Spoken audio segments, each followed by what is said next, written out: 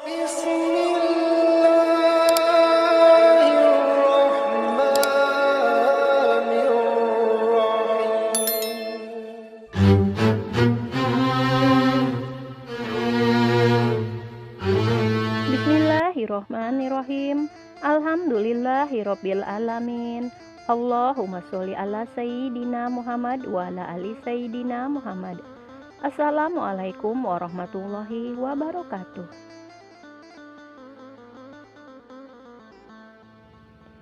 Imam Al-Ghazali dalam karya terkenalnya yaitu Kitab Ihya Ulumuddin mengisahkan seorang ahli maksiat yang dikenal masyarakat sebagai sampah masyarakat, yang kesehariannya hanya mabuk-mabukan dan beraktivitas di tempat pelacuran atau tempat hiburan.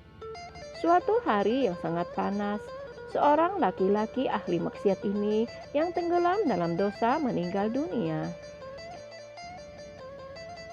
Tidak ada anggota masyarakat yang simpati pada jenazah laki-laki setengah baya yang tinggal di sudut kota Basrah ini, termasuk juga kepada keluarganya. Istri almarhum sendiri tidak menemukan anggota masyarakat yang berkenan membantunya untuk memikul jenazah suaminya. Karena memang tetangga juga tidak terlalu mengenal saking ahli dalam bermaksiat. Sebenarnya istri almarhum terpaksa membayar 2 orang untuk memikul keranda yang berisi jenazah suaminya ke musola.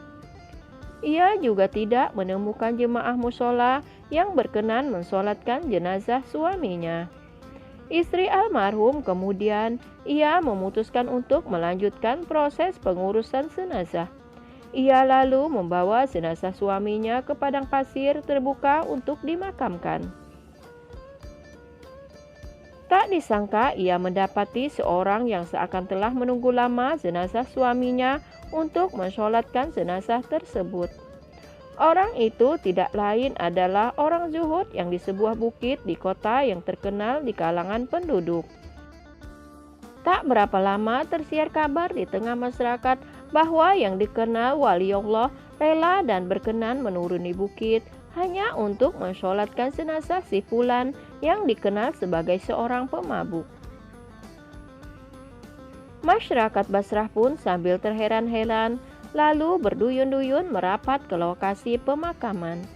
Mereka berbaris di belakang ulama karismatik yang dikenal sebagai wali Allah untuk mensolatkan jenazah tersebut.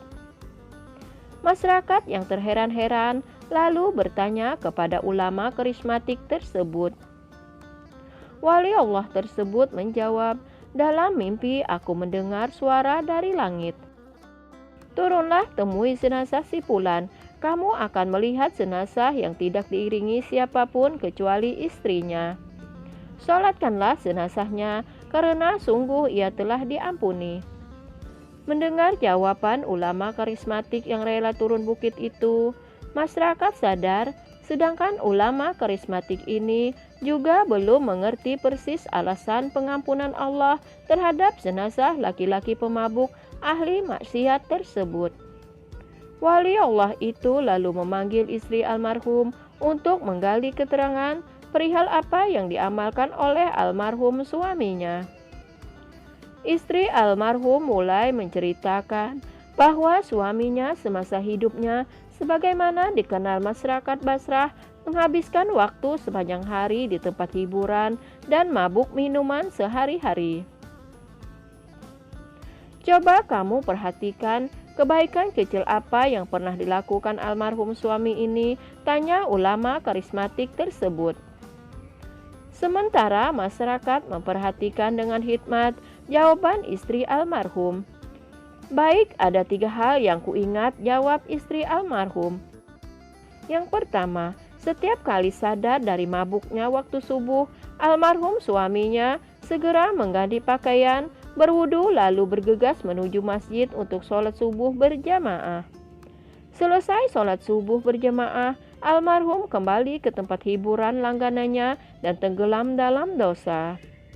Yang kedua, rumah almarhum tidak pernah sepi dari 1 atau 2 anak yatim yang disantuni, Bahkan tidak jarang kebaikan almarhum terhadap anak yatim tersebut melebihi kebaikannya terhadap anaknya sendiri. Kemudian yang ketiga, tidak jarang almarhum suaminya sadar di tengah mabuknya pada gelap malam lalu menangis dengan penyesalan dan bermunajat. Wahai Tuhan pemilik sudut-sudut neraka jahanam, apakah Engkau akan memenuhi sudut-sudut jahanam itu dengan raga yang hina ini? Maksudnya dirinya. Mendengar keterangan istri almarhum, ulama karismatik itu berpaling menunggu pemakaman selesai. Sebelum kembali ke atas bukit di tepi kota Basrah, keterangan istri almarhum menghilangkan keheranan yang sebelumnya hingga pada dirinya dan masyarakat kota Basrah.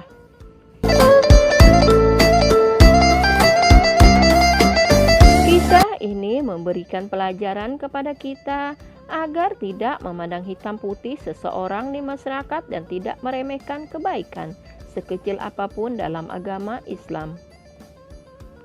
Wallahu a'lam bishawab. Sahabatku yang beriman yang dikasihi Allah, semoga kisah ini bermanfaat. Lebih dan kurangnya mohon dimaafkan.